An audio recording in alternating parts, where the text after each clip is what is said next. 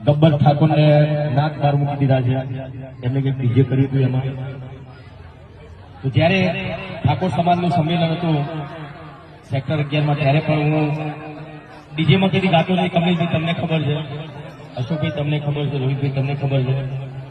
મેં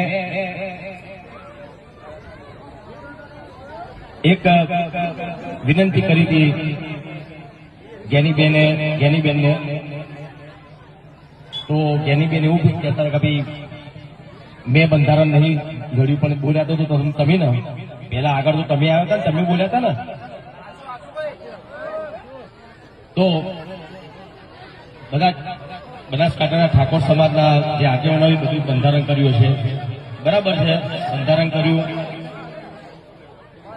ઘણા બધા એવા ઠાકોર સમાજમાં ઘણા બધા એવા કુરિવાજો હતા,